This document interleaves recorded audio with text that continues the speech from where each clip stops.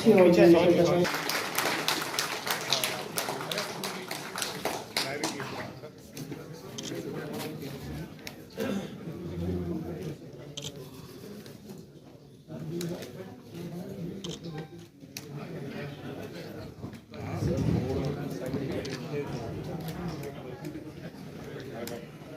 किसी भी तरीके में भी इंस्टीट्यूशन एक आदमी के साथ होता है और वो फिर आगे लेके एक झंडा चलता है, तो जाहिर बात है कि जिस मकसद के लिए वो जा रहे हैं वो मकसद में उनको कामयाबी ज़रूर मिलती है, क्योंकि like mind people always do together and together we can do the wonders. और भी आसिफ अली साहब के ही पीछे दौड़े जा रहे हैं कि मकनातीसी शख्सियत है। मैं वो सब बातें इनके बारे में बिल्कुल नहीं बोलूँगी जो छपी हुई हैं, जो मैंने पर्सनल एक्सपीरियंस किया, जो लोगों ने बताया। असल बात वो होती है, छपी हुई बात तो कोई भी बोल सकता है।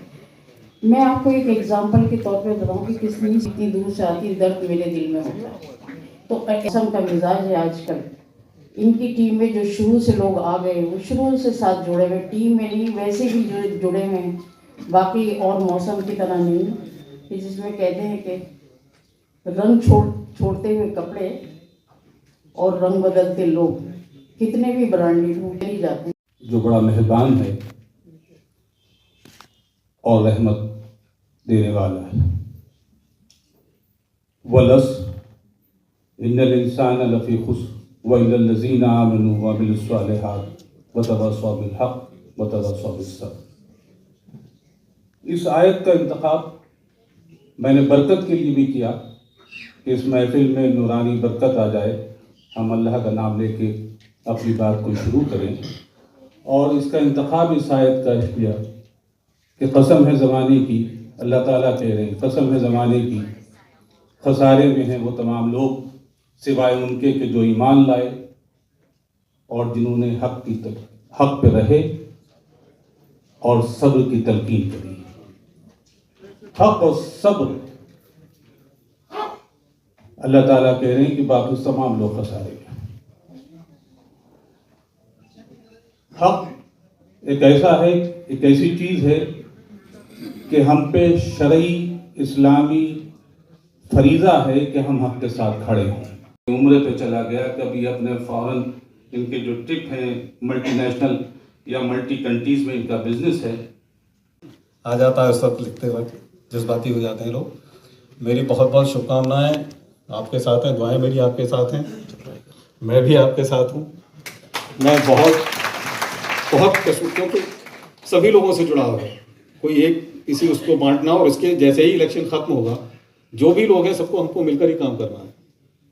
लेकिन बहुत अच्छा पैनल आपने सेलेक्ट किया है, बहुत अच्छी शख्सियत को आपने जोड़ा है और आपकी अपनी शख्सियत अपने आप में बड़ी है और सब लोग जुड़े हुए हैं, सब लोग बैठे हैं, प्रिंसिपल साहब बैठे हैं, तौकीर भाई बैठे हैं, बहुत लोग बैठे हुए हैं। तो मैं आपके लिए शुभकामनाएं देता हूं और उम्मीद करता हूं कि बहुत जल्दी, जितनी जल्दी ये इलेक्शन ख़त्म हो जाए और उसके बाद फिर ज़मीन तो तक काम किया जाए। Thank you very much. जय हिंद। बहुत बहुत शुक्रगुजार है। बिलखुसूस कुछ शख्सियतें ऐसी हैं जैसे हमारे बदी साहब हैं, एहतशाम साहब बैठे हैं, जस्टिस इकबाल अंसारी साहब हैं, इकरार भाई हैं और भी चंद लोग हैं जो शायद हम दूर से नहीं देख पा रहे हैं या समझ पा रहे हैं। ये सारे मोहतरम हैं और इज़्ज़तमाब हैं और ये अपना वक्त निकाल के बड़े सीनियर मेंबर हैं इंडिया इस्लामिक कल्चर सेंटर के, और ये सारा वक्त निकाल के आए हैं हमारी सरपरस्ती के लिए और दुआएं देने के लिए। और ये दुआ जो है शायद हम मेरी और या मेरे टीम की के लिए ही काफ़ी नहीं है, ये दुआएं इंशाअल्लाह इंडिया इस्लामिक कल्चर सेंटर की बेहतरी के लिए भी होगी। और इस चीज़ को जहन में रखते हुए कुछ चीज़ों को हम अया करना चाहते हैं कि मेरा ज़ाती इंटरेस्ट क्यों पैदा हुआ इस सेंटर के लिए या इसकी बेहतरी के लिए।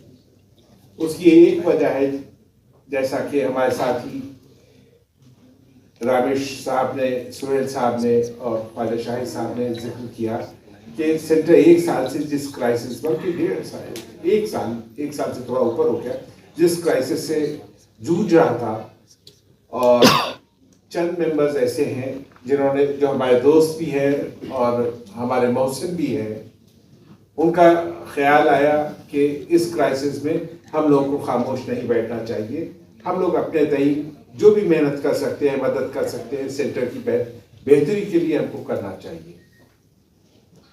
तो ये जहन में रख के हमने बहुत से मेंबरों से राय मशवरा किया और सबका कहना ये था कि साहिब हैसियत अगर कोई शख्स है और अपने बेसिक नीड से ऊपर उठ चुका है तो उसको ज़रूर इस तरह के सेंटर की या इस तरह के मौके पे मदद करनी चाहिए। तो अकेले हम कुछ नहीं कर सकते थे और एक इंटरेस्ट पैदा हुआ और एक कोशिश के नाम से उस मुहिम को तश्कील दी गई और SGPM का मसला सॉल्व हुआ, एज के मसले को लेके। और फिर इलेक्शन जब अनाउंस हुआ तो लोगों की फिर चाहते बढ़ गई और कहा कि नहीं, हम लोग को सिस्टम के अंदर जाके सेंटर की बेहतरी करना है, क्योंकि सिर्फ एक मेंबर की हैसियत से आप बहुत कुछ नहीं कर सकते, सिवाय आप राय मशवरा देंगे उस पर अमल होगा या नहीं होगा। तो इस क्राइसिस को नजर में रखते हुए कि जिस तरह से कोर्ट कचहरी आपस में तानाकशी, आपस में जिस तरह की डिस्प्यूट्स और डिफरेंसेस देखे गए हैं, तो उससे बजन होके हमको फैसला करना पड़ा कि हाँ, हम भी आपके साथ तैयार हैं इस सेंटर की बेहतरी के लिए, लड़ने के लिए, वक्त लगाने के लिए, अपने रिसोर्सेज लगाने के लिए। अदरवाइज हम छोटे मोटे कारोबारी हैं और उन कारोबार जो वो सारे कारोबार में हम खुद बिजी रहते हैं। लेकिन ये समझ में आया कि ज़िंदगी में सिर्फ पैसा कमाना या अपनी फैमिली की हिफाजत करना या अपने अड़ोस पड़ोस का ख्याल रखना ही सिर्फ मकसद नहीं होना चाहिए, क्योंकि समाज का जब आप पार्ट हैं तो समाजी मामलात में आपको कुछ ना कुछ कंट्रीब्यूट करना पड़ेगा। इस क्राइसिस को ज़हन में रखते हुए हमने तय किया कि ठीक है, इलेक्शन भी लड़ लेते हैं और वहाँ की बेहतरी के लिए। कि पहली बात तो ये कि बहुत से लोग सेंटर के मकासद को नहीं समझते हैं। कोई क्लब समझता है, कोई सेंटर समझता है, बहुत सी क्लैरिटी नहीं है लोगों को। लेकिन हम समझते हैं कि ये इंस्टीट्यूशन है और कोई भी इंस्टीट्यूशन जाना जाता है अपने काम से, अपने मामलात से और अपनी बिल्डिंगों से नहीं पहचाना जाता है। बिलखुसूस जो बहुत सी बिल्डिंग हैं मुगलिया ज़माने के, उनके तौर पे ये सेंटर नहीं देखा जाएगा, बल्कि अपने काम से जाना जाना चाहिए। 20 साल या 20 साल में ऐसा कुछ नहीं कर पाई जिसके लिए सेंटर बनाया गया था। और अगर एक नज़र उन लोगों के ऊपर देखें, उन लोगों पर डालें जिन लोगों ने इस सेंटर, जिन्होंने एक एज ए फाउंडर इस सेंटर को कायम किया था, वो समाज के और कौम के और मुल्क के वो सारे लोग थे जो अपने आप में बहुत ही मानद और अचीवर्स थे। आज 20 साल या 15 साल या 10 साल, कोई भी आप मिसाल के तौर पे वक्त ले लें, ऐसा कुछ नहीं हुआ जिसके लिए सेंटर कायम किया गया था। और अब बेहतरी करने के लिए एक अच्छी टीम की ज़रूरत है। और टीम इसलिए चाहिए कि सेंटर के थ्रू हम कम्युनिटी का भला कर सकें, कौम का भला कर सकें, और जब कौम या समाज या मिल्लत बेहतर होती है तो मुल्क भी बेहतर होता है। क्योंकि हर एक मुल्क में मुख्तलिफ समाज के लोग रहते हैं, मुख्तलिफ कौमें होती हैं, मुख्तलिफ सोच के लोग रहते हैं। जब सब तरक्की करते हैं, सब खुशहाल होते हैं, तो मुल्क भी खुशहाली की तरफ बढ़ता है।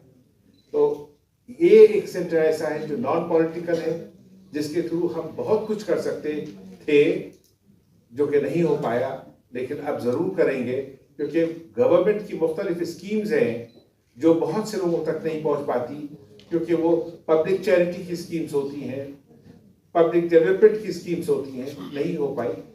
और इस सेंटर को जो रोल अदा करना था मुख्तलिफ फील्ड में, एजुकेशन में, ह्यूमैनिटी में, या इंटरफेथ रिलीजन में, या इस्लामिक कल्चर और वैल्यूज में, कहीं पर भी कुछ ऐसा कर नहीं पाया जिसके लिए बना था। अब इस पर काम करने के लिए एक बासलाहियत टीम चाहिए।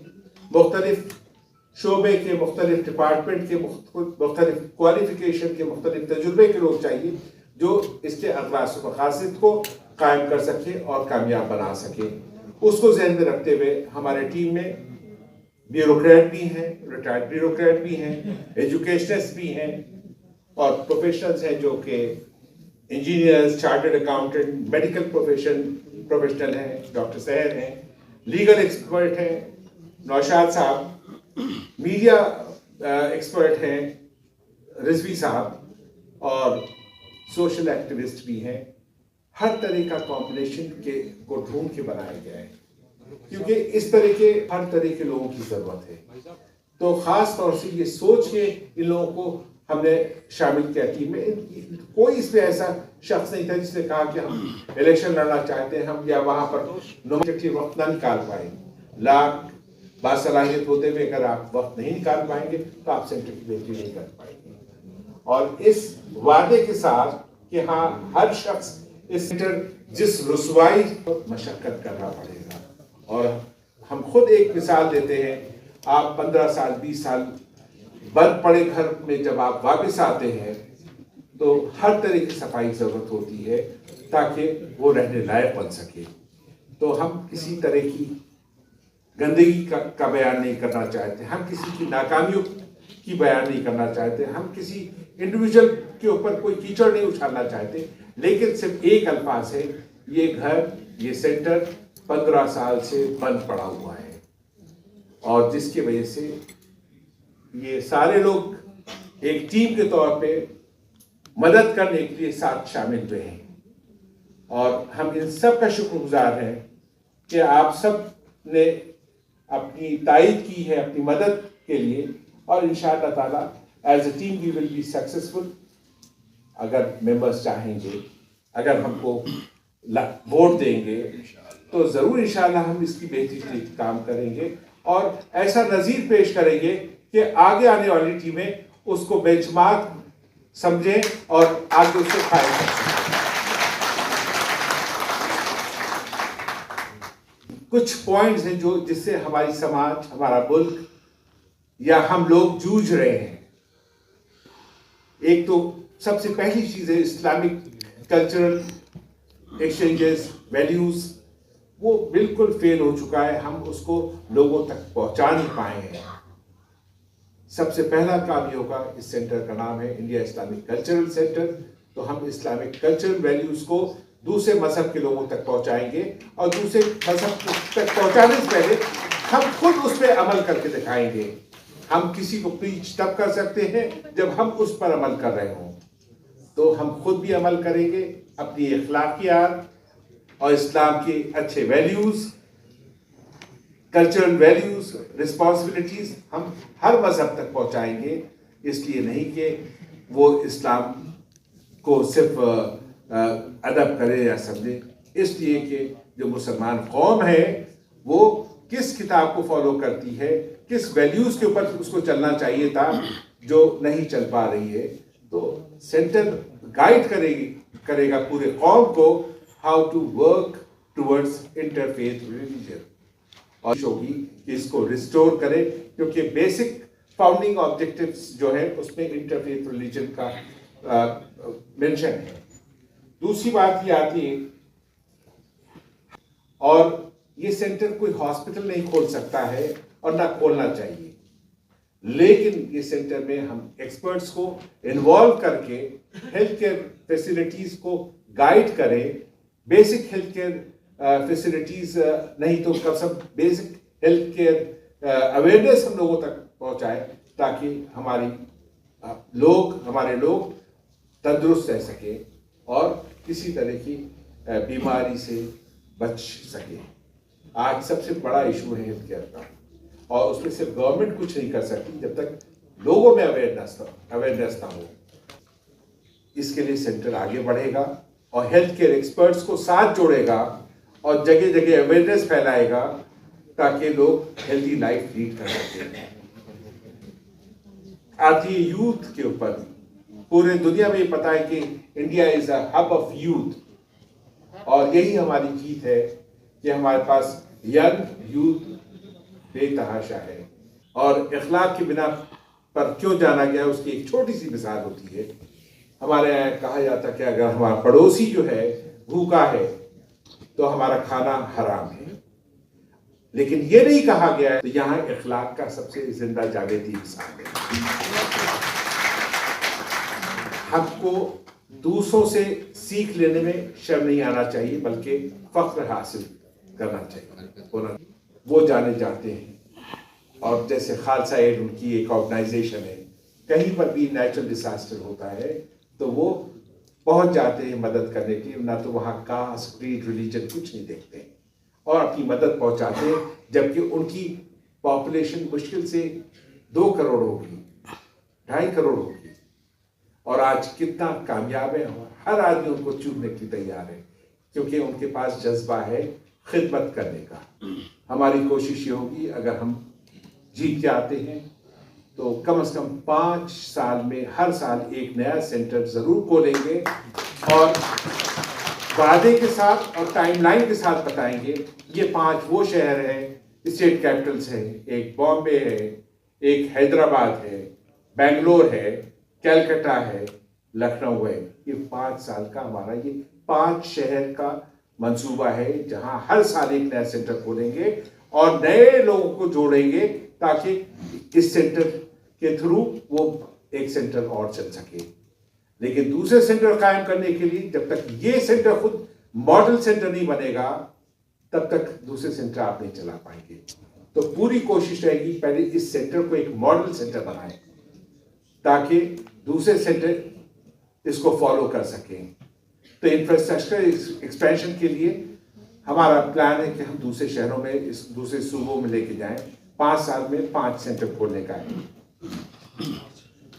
अब एक बहुत अहम बात है, यहाँ बहुत से मेंबर्स हैं मीडिया वालों के, मीडिया के साथियों के अलावा सबको तकलीफ होती है कि मेंबर्स के लिए वहाँ क्या फैसिलिटी है।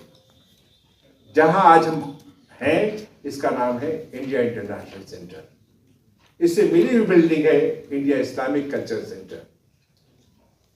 यहाँ मेंबरशिप पाना अपने आप में एक फख्र है, और एक जब कोई मेंबर बन जाता है और डिसिप्लिन और कोड और अपने को रिच समझने लगता है, not in terms of money, लेकिन अपने को सोशली रिच समझने लगता है, अगर यहाँ की मेंबरशिप वो हासिल कर लेता है।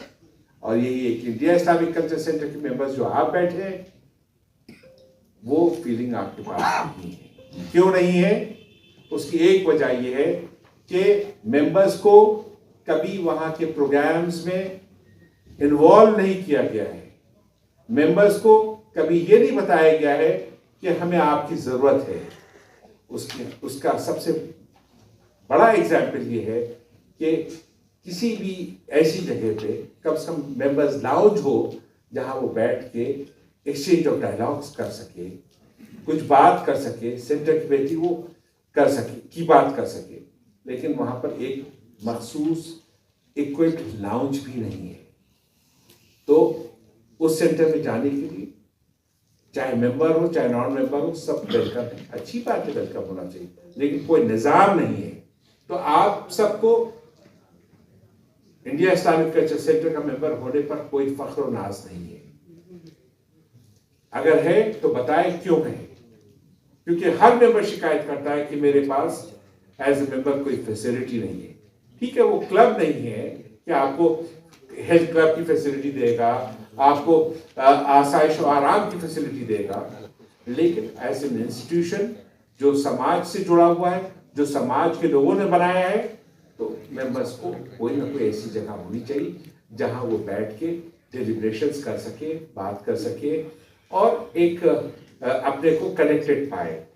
तो मेंबर्स के लिए एक वेल इक्विप्ड लाउंज की जरूरत है, जो कि हमारी पहली तरजीह होगी। And this should be done within 3 months from the day of new body. और जब आप जुड़ेंगे तो you will feel connected. You will feel connected. कि हमको कुछ फायदा भी है। तो हमारी जो सोच है, आज के दिन में हेल्थ केयर इश्यूज बहुत है, तो कोई ना कोई तरीके से वीकली या मंथली या फोर्टनाइटली हेल्थ केयर कैंप्स लगाएं, ताकि जो सीनियर मेंबर्स हैं वो आके कंसल्टेशन ले सके। जैसा कि इंडिया इंटरनेशनल सेंटर में होता है। यहाँ डॉक्टर्स बैठते हैं, क्लिनिक है, मेंबर्स को वो केटर करते हैं। एक हमारे यहाँ के सीनियर मेंबर हैं डॉक्टर मोहम्मद कासिम साहब, वो होम्योपैथिक के नामवर डॉक्टर हैं, वो यहाँ पे अपनी खिदमत देते हैं। क्या हम इस तरह की चीज़ इंडिया इस्लामिक कल्चर सेंटर में नहीं कर सकते हैं? मेंबर्स को कनेक्ट रखने के लिए बेहतर है कि इसकी भी एक फैसिलिटी होना चाहिए। ये कल्चर की बात है, कल्चरल एक्टिविटीज़ की बात है, और that too related with Islam. तो हमें मुख्तलिफ इस्लामिक कल्चरल प्रोग्राम्स करना चाहिए, इंडियन कल्चर के ऊपर भी करना चाहिए, क्योंकि हम एक्सचेंज ऑफ कल्चर के ऊपर बिलीव करते हैं। 500 होते हुए अब 50,000 तक भी। बीच में कुछ लोगों से 1 लाख किया गया, जिसको कोर्ट ने रद्द किया, क्योंकि बिना किसी मिनट के पास हुए 1 लाख रुपए लिया गया, और कोर्ट ने ऑर्डर किया कि उनका 50,000 वापस किया जाए या उनको अकाउंट में उनके एडजस्ट किया जाए। ये बात सही है कि 50,000 रुपये भी एक आम मुसलमानों के लिए बड़ी रकम है। सवाल इस बात का है कि कोई भी इंस्टीट्यूशन बनाने के लिए कोई ना कोई मेंबरशिप फी होती है। जहां हम खड़े यहाँ पर भी 35,000 रुपये टेम्परी मेंबरशिप, इंडिया इंटरनेशनल में 35,000 रुपये है 3 साल की मेंबरशिप की फीस। तो अगर लाइफ मेंबरशिप के लिए वहाँ 50,000 रुपये है, तो हमें नहीं लगता कि ये इतनी बड़ी रकम है कि जिसको पे नहीं कर सकते। लेकिन मेंबरशिप फ़ी का सवाल नहीं होना चाहिए। सवाल ये है कि जो मेंबर बने हैं उनको सहूलतें क्या है, उनकी फैसिलिटी क्या है। फैसिलिटी बहुत इम्पॉर्टेंट है। फैसिलिटी ऐसी होनी चाहिए आदमी को प्रिविलेज होने का एहसास हो, आदमी को लगे कि हम मेंबर हैं, हमने फीस दी है तो हमारा कोई यहाँ पे हक है, कुछ अख्तियार है, जो कि नहीं है आज। इसीलिए 50,000 रुपये भी बहुत भारी रकम लग रही है। आपने हेल्थ पर काफी जोर दिया है, तो क्या कदम उठाएंगे? क्या कोई हॉस्पिटल खोलेंगे या कोई और तरीका नहीं, हम पहले मेंबर्स की हेल्थ को ठीक रखेंगे। हम हर 15 दिन पे या हर हफ्ते हम एक क्लिनिक का इस्टेब्लिश करेंगे। जो मेंबर्स हैं जिनको हेल्थ केयर की जरूरत है, वो कंसल्टेशन प्रोवाइड करेगी वो क्लिनिक। वो कोई दवा नहीं देगी, लेकिन फ्री कंसल्टेशन देगी। हर हफ्ते मुख्तलिफ किस्म के डॉक्टर आएंगे सुबह से शाम तक। लोग क्या मेंबर्स उसमें आके अपने मामलात को डिस्कस कर सकते हैं अगर हेल्थ इश्यूज है। लेकिन ये तो बहुत छोटी चीज़ है मेंबर्स के लिए। आप कह रहे हैं हेल्थ केयर की बात, पूरी कौम के साथ हेल्थ केयर का इशू है। ये सेंटर हेल्थ केयर एक्सपर्ट्स को इनवाइट करेगी, इकट्ठा करेगी और उनसे राय मशवरा करेगी कि पूरे लोगों की किस तरह से हेल्थ केयर इश्यूज़ को सॉल्व किया जाए। क्योंकि लाइफ स्टाइल प्रॉब्लम बहुत है, डायबिटीज़ जो है ज़्यादातर life style problem, blood pressure. तो पूरे कौम को हेल्दी बनाने के लिए यहाँ से एक्सपर्ट अपनी एडवाइजरी इशू करेंगे और हेल्थ केयर एक्सपर्ट्स को जोड़ा जाएगा। देखिए, सेंटर कोई हॉस्पिटल या क्लिनिक नहीं खोलेगा, ना खोल सकता है। इसके लिए गवर्नमेंट के और चैरिटेबल इदारे हैं, उनको अप्रोच करेगा। अगर आपको लगता है किसी एक इलाके में हॉस्पिटल नहीं है, वहाँ ज़रूरत है, तो सेंटर के हेल्थ केयर एक्सपर्ट्स गवर्नमेंट को अप्रोच करेगी कि भाई इस इलाके में आपके रिक्वायरमेंट के हिसाब से, आपके ज़रूरत के हिसाब से वहाँ पे हेल्थ केयर फैसिलिटी नहीं है, तो आप उसको दें। सेंटर हमको नहीं लगता कि हेल्थ केयर फैसिलिटी खुद खोलेगा। वो एज अ नोडल एजेंसी काम करेगा। आप वो गवर्नमेंट को कांटेक्ट करेगा, बड़े बड़ी कंपनीज को कहेगा जिनके CSR के करोड़ों रुपए के रकम है कि आप फ्री क्लिनिक वहाँ खोल दी, क्योंकि हर चीज़ गवर्नमेंट नहीं कर सकती है। तो जितने बड़े पब्लिक सेक्टर से प्रॉफिटेबल हैं, तो उनके यहाँ CSR का फंड है, उसको सेंटर कहेगा कि आप उस इलाके में अपनी हेल्थ केयर फैसिलिटी फ्री कर दें, ताकि गरीब लोग इससे फैज़याब हो सकें। साहब चेयरमैन भी जिन पर इल्ज़ाम है, जो आपकी टीम का हिस्सा है। जी, आपका सवाल बिल्कुल वाजिब है। पहली बात ये कि किसी भी इंस्टीट्यूशन, किसी भी इदारे, किसी भी कंपनी का जो फंड होता है वो ट्रेज़र के ही कब्ज़े में रहता है, उसी के मर्ज़ी से ही खर्च हो सकता है। अगर ट्रेज़र नहीं चाहेगा तो नहीं खर्च हो सकता है। आज सेक्टर में बदउनवानियाँ बहुत ज़्यादा हैं, लोगों के बकाया रकम बहुत है। अभी 3 दिन पहले, हम नाम नहीं लेंगे, 2 महीने 3 महीने से कोई गेस्ट रह रहा था, उसने पूरा पैसा भी नहीं दिया और सेंटर को नुकसान पहुंचा। इस तरह के बहुत से केसेस हैं जो सेंटर को नहीं नुकसान पहुंचा रहे हैं, और ये सारे मामला जो भी फाइनेंशियल मैटर्स हैं वो ट्रेज़र के हाथ का होता है। ट्रेज़र को देखना चाहिए, और अगर कोई आदमी कमेटी का काम सही नहीं कर रहा है और ये उसकी वजह से किसी तरह का फाइनेंशियल लॉस है, तो ट्रेज़र रिपोर्ट करें, मिनट्स ऑफ द मीटिंग में लाए, ताकि मेंबर उसे सवाल कर सकें। वो आम तौर से अगर आप देखें ज़्यादातर लोग वही हैं जो पिछले 20 साल में रहे हैं। ज़्यादातर कहीं 4 हैं, कहीं 5 हैं, कहीं 3 हैं, सब वही लोग हैं। अब जब उनको एक मौका मिल चुका है, जब वो फेल हो चुके हैं, अब नया मौका क्यों मांग रहे हैं? नया मौका नई टीम को देंगे, और जब नई टीम को मौका देंगे तो सवाल और हिसाब दोनों बनता है, जवाब दोनों बनता है। हमारी सिर्फ गुजारिश मेंबरान से ये है कि इस नई टीम को जो बासलाहियत है मौका दें, ताकि हम कुछ कर सकें। हम तब कर सकते जब उस सिस्टम में आएंगे, जब मेंबर्स चाहेंगे। और अगर मेंबर्स नहीं चाहेंगे तो हम कहाँ से कर पाएंगे? तो ताकि हम उस सिस्टम में आए और हम बेहतर कर सकें सेंटर के लिए।